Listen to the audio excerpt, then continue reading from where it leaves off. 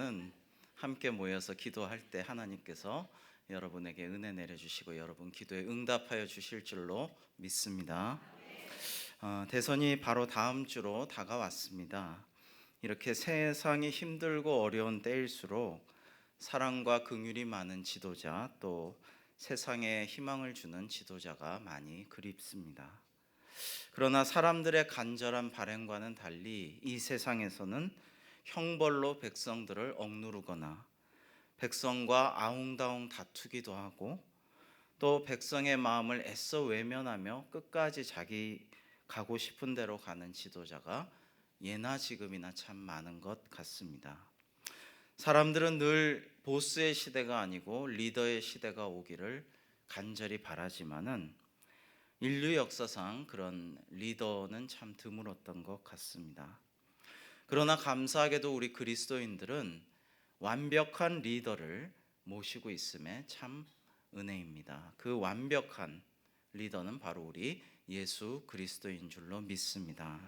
우리는 최고의 지도자상을 이미 가지고 있습니다. 바로 우리 주님이십니다.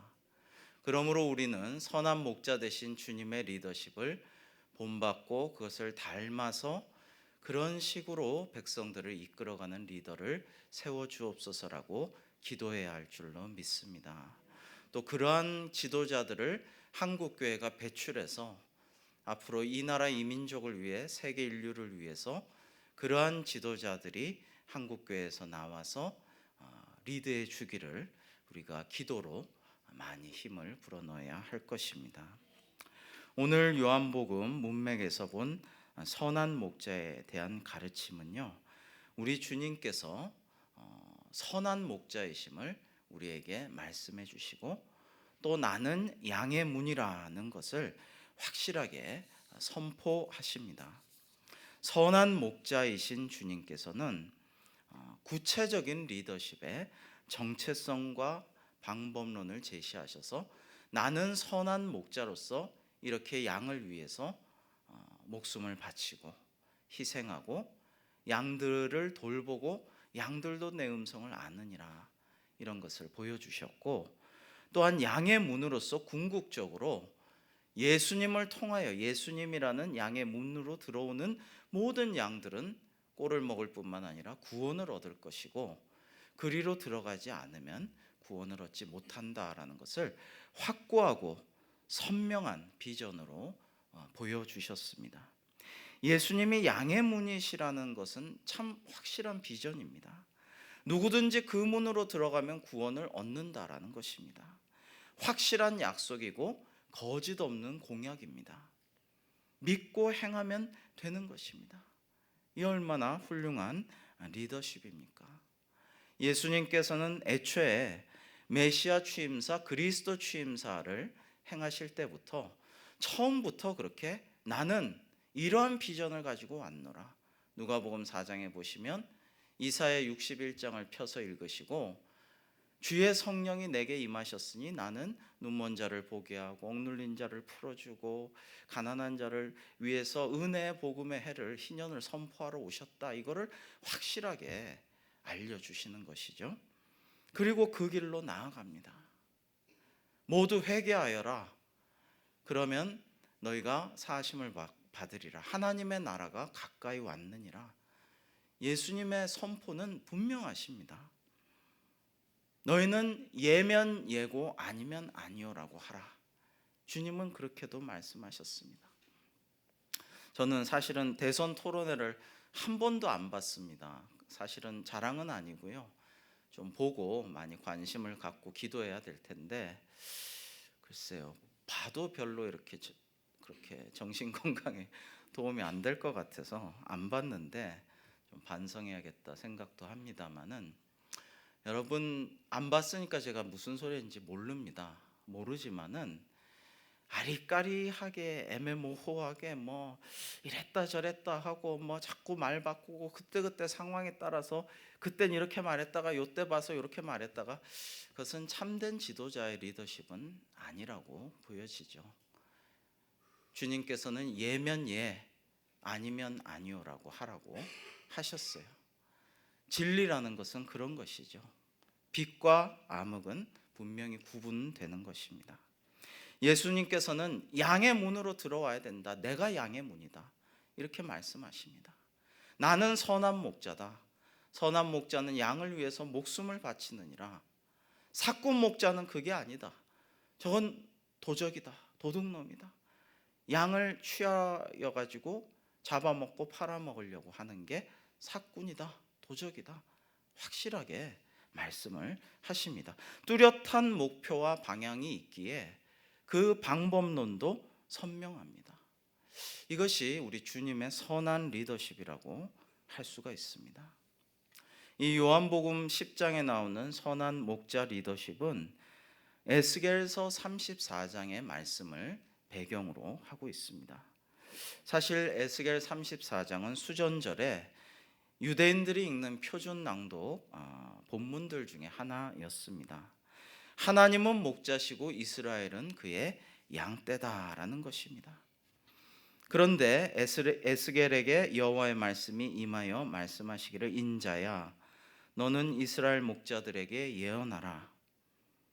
자기만 먹는 이스라엘 목자들은 화 있을진저 목자들이 양떼를 먹이는 것이 마땅하지 아니하냐.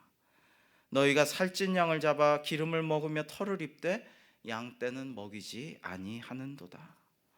너희가 그 연약한 자를 강하게 아니하며 병든 자를 고치지 아니하며 상한 자를 싸매주지 아니하며 쫓기는 자를 돌아오게 하지 아니하며 잃어버린 자를 찾지 아니하고 다만 포악으로 그것들을 다스렸도다. 목자가 없으므로 그것들이 흩어지고 흩어져서 모든 들짐승들의 밥이 되었도다. 내 양떼가 온 지면에 흩어졌으되 찾고 찾는 자가 없었도다. 예수님 당시에도 에스겔 당시에도 수천 년 전에도 백성의 지도자들은 백성을 사랑하지 않고 다만 군림하며 통치는 안 하고 군림만 하며 괴롭히기만 하고 착취하기만 하였던 것입니다. 양을 먹이는 데는 아무런 관심도 없고 양을 지가 먹고 양가죽을 벗겨서 입고 양을 팔아먹는 데만 관심이 있는 거짓 목자들, 지도자들이 많이 있었던 것이죠. 오늘날은 많이 민주화 시대가 되어서 세상이 많이 좋아진 것처럼 착각하기 쉬운데 꼭 그렇지만도 않습니다. 역사라는 것은 순환하는 것이고 반복되는 것이고 그러면서 이렇게 나선형으로 돌아가면서 꼬이면서 발전을 해나가는 것이기 때문에 옛날 그 비전이 다시 또 돌아오기도 하고 그런 데자뷰가 일어나기도 하는 것이죠. 그래서 오늘날도 어떻게 보면 전 세계가 포악한 목자들로 인해 신음하고 있는 세상이 아닌가 생각됩니다. 미국의 트럼프, 러시아의 푸틴, 중국의 시진핑, 필리핀의 두아르테, 가까이 일본의 아베, 또 말할 것도 없는 정말 김정은, 이런 사람들이 엄청난 독재자에 마치 조폭 두목과 같은 사람들이 군림하고 세상을 두렵게 하고 전쟁의 소문이 자꾸만 더 커져가고 있고 그러한 시대를 오늘날도 우리는 살아가고 있는 것입니다. 그러나 우리는 세상 사람들과는 달리 소망을 잃어서는 안 되겠습니다. 왜냐하면 우리 주님께서 계시고 예수님의 선한 목자 리더십을 본받는 리더를 우리가 간절히 기도하고 교회에서 그런 사람들을 배출하기를 기도하고 기도로서 우리 자녀들을 양육할 때 우리에게 하나님의 구원이 임할 줄로 믿습니다. 그것이 우리의 소망입니다. 그것이 인류의 소망입니다. 우리 주님께서는 그 양무리와 목자의 비유를 통해서 말씀하십니다. 예수님 당시 유대에는 두 종류의 양우리가 있었다고 합니다. 마을이나 도시에 있는 것은 튼튼한 이 양우리가 다 잘 돼 있고 주인이 있었으며 그곳에 이제 목자들이 각자 와가지고 데려가는 그런 것이죠. 1절에서 오늘 10장의 6절까지는 그런 상황의 비유를 말씀하셨고요. 7절부터는 산간 벽촌의 시골의 양 우리입니다. 그 우리는 실제로 이스라엘에 가서 보시면 아직도 그런 모습을 볼 수가 있는데, 돌을 쌓아서 담을 만드는데 문이 따로 있지 않습니다. 담의 한 부분을 터놓아서 입구를 대신해 놨습니다. 밤이 되면 그 양치기가 소유주, 자기의 양이기도 한 그 주인인 양치기가 자기 몸으로 이 문을 가로막고 자기도 했다고 합니다. 이런 경우 양들은 양치기의 그 모습을 보면서 밤낮 사는 거죠. 그리고 이 양들은 양치기의 음성을 압니다. 양치기는 정해진 시간에 익숙한 음성으로 이렇게 양을 불러가지고 양 우리에서 양을 끌어내고 또 돌아다니고 부르기도 하고 바른 자리로 데려오기도 하고 다시 또 거기 집어넣고 밤이 되면 그 입구, 터져진 입구를 자기 몸으로 막고 잠을 잡니다. 그러나 도적은 그렇지 않죠. 익숙하지 않은 낯선 음성으로 정해져 있지 않은 시간에 밤을 틈타서 남몰래 뛰어넘어 들어가서 그 양을 데리고 훔쳐가고 늑탈합니다. 그러므로 예수님께서는 나는 참 목자다. 그리고 이 양의 문으로, 내가 양의 문인데 내가 이렇게 일어나서 끌어가는 양, 또 내가 이 문을 막고 있는 그 상황이 아닌 다른 곳으로 들어오고 나가는 것은 도적에 의한 것이다 라는 것이죠.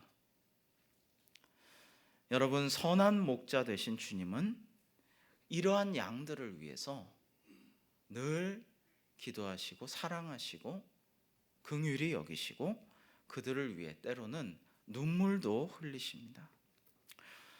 저는 나사로를 위해서 눈물 흘리신 주님의 말씀을 묵상할 때마다 항상 뭉클함을 느낍니다.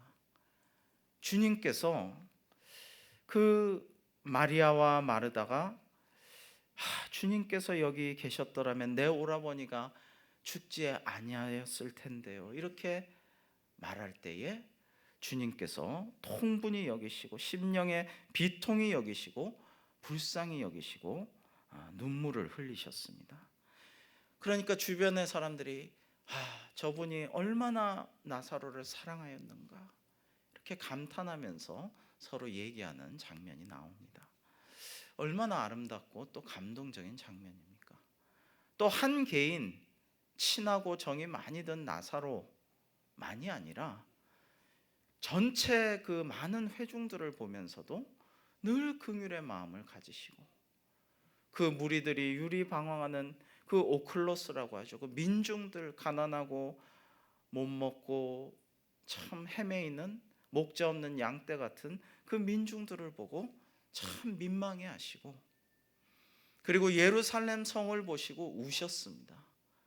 나중에 로마 군단에 완전히 회파되고 구약에 예언된 대로 돌 위에 돌 하나 남기지 않고 그 안에 뭐가 금이나 보물이 숨겨졌을까 봐 돌까지 다 빻아서 그 안 성전의 모든 벽돌까지 다 가루로 만든 그 참상을 떠올리시면서 앞날을 내다보시면서 성을 보고 우신 주님, 너도 오늘 평화에 관한 일을 알았더라면 좋을 뻔하였거니와 지금 너의 눈에 숨겨졌도다 하면서 우시는 그 모습, 이것이야말로 선한 목자의 리더십이라고 생각합니다. 혹자는 리더는 울지 않아야 된다고 합니다. 눈물이 없이 강인한 모습을 보여주고 씩씩한 모습을 보여주고 아주 의연한 모습을 보여줘야 된다고 합니다. 저는 그 말에 반대입니다. 왜냐하면 우리 주님께서도 우셨기 때문에 그렇습니다. 완벽한 선한 목자 리더십을 보여주신 예수님도 우셨는데 이 세상의 리더가 눈물 흘리지 못할 게 어디 있습니까? 오히려 주님처럼 눈물 흘려야 될 때는 눈물 흘리는 그러한 지도자가 그립습니다. 야, 울어. 제발 좀 울어. 울 타이밍이야. 왜 안 울어? 라고 해서 할 수 없이 거짓으로 우는 눈물 말고 정말 진심으로 백성들을 위해서 눈물 흘리는 그런 지도자가 꼭 선출되고, 앞으로도 이 나라 이 민족을 위해 그런 지도자들이 이어지고, 한국교회에 그런 지도자들이 배출되어서 나라와 민족을 위해서, 이 세계를 위해서 크게 기여할 수 있기를 주님의 이름으로 축원합니다. 우리가 그런 것을 위해서 기도해야 할 줄로 믿습니다. 정말 어렵지만은 모두가 이전 투구하면서 정글같이 몸싸움을 하면서 정말 품위를 지키지 못하고 양심을 지키지 못하고 할지라도 언젠가는 우리 주님의 선한 목자 리더십을 닮은 리더가 우리 나라를 이끌어주고 이 민족을 통합시키고 세계 인류의 평화를 위해서 기여해주는 그런 리더가 한국교회에서 나오기를 주님의 이름으로 축원합니다. 진정한 지도자의, 우리 주님의 선한 목자 리더십의 핵심은 사실은 희생입니다. 진정한 리더는 자신들의 팔로워들을 위해서 자기를 희생할 때에 그것을 보고 자연스럽게 따르는 거예요. 팔로워들은 리더를 자연스럽게 쫓아가는 것입니다. 야, 너 나 쫓아와. 너 이거 줄게. 돈 줄게. 너 권력을 줄게. 이거를 내가 배분해 줄게. 이러한 메리트를 줄게. 나를 따라와.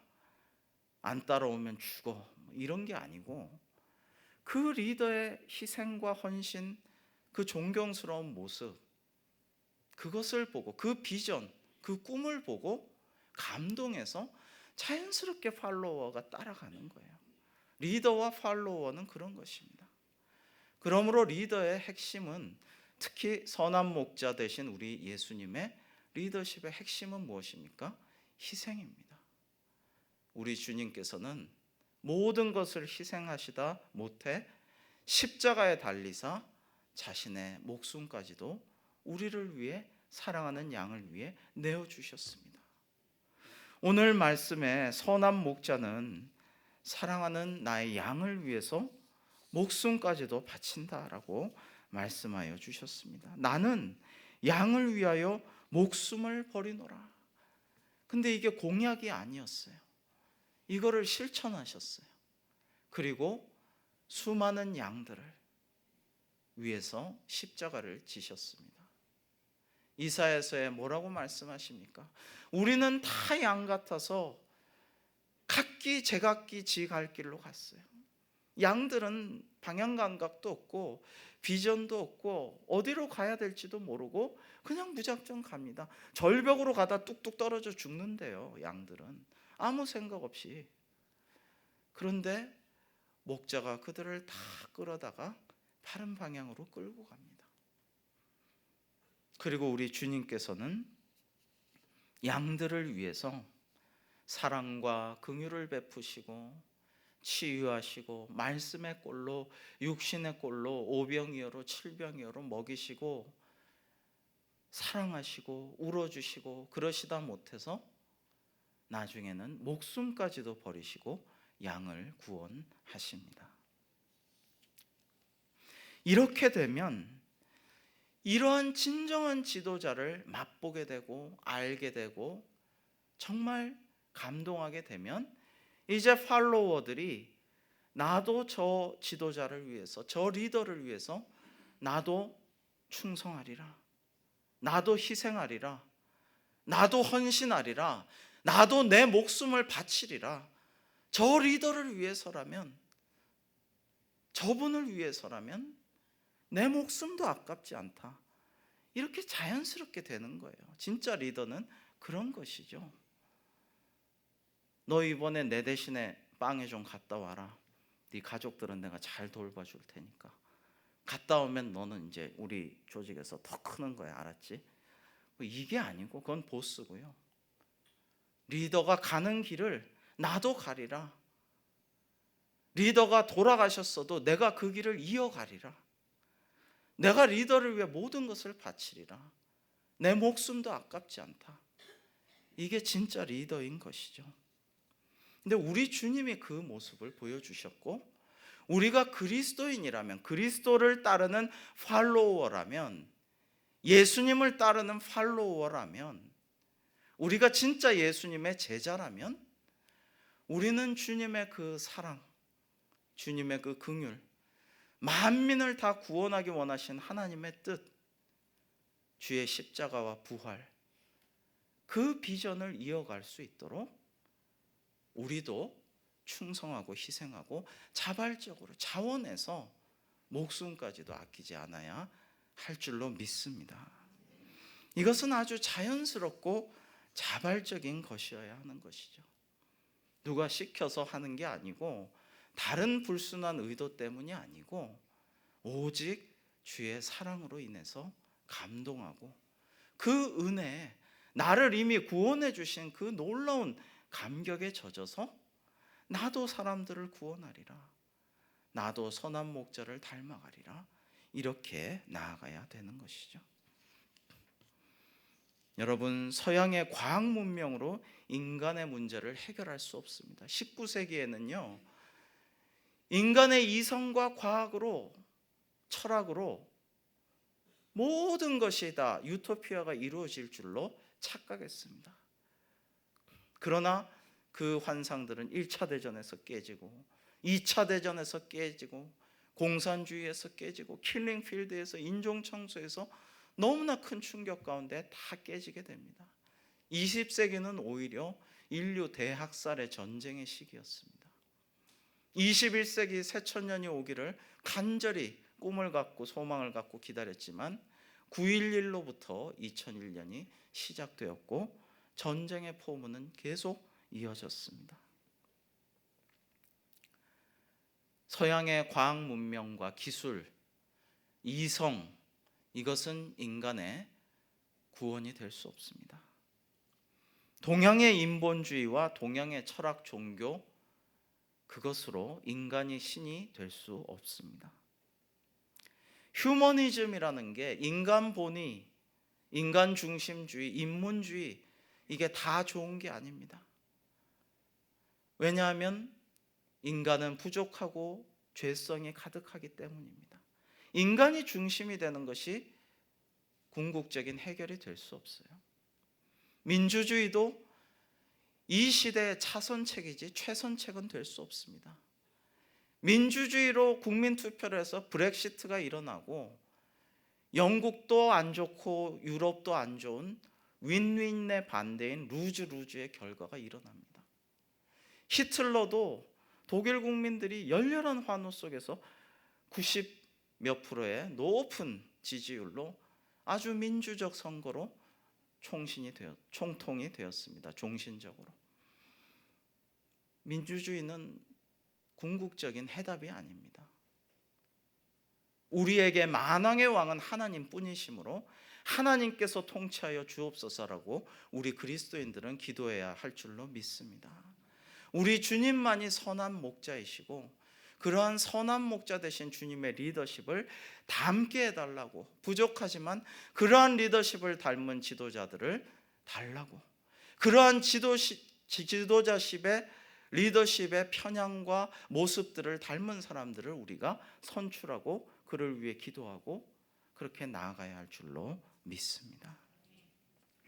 사랑하는 성도 여러분, 우리 시대는, 세상은 너무나 어둡고 혼란스럽고, 영적으로도 이 포스트 모더니티의 시대 속에서 이단과 사이비와 온갖 혼합주의와 악한 것들이 창궐하지만, 어쩌면 말세인지도 모르지만, 우리는 선한 목자 되신 주님의 리더십을 묵상하며 거기에서 배우며 그러한 리더를 위해 기도하며 그러한 리더를 우리가 우리 교회에서 양육하기를 간절히 기도하는 오늘 기도회가 될 수 있기를 주님의 이름으로 축원합니다.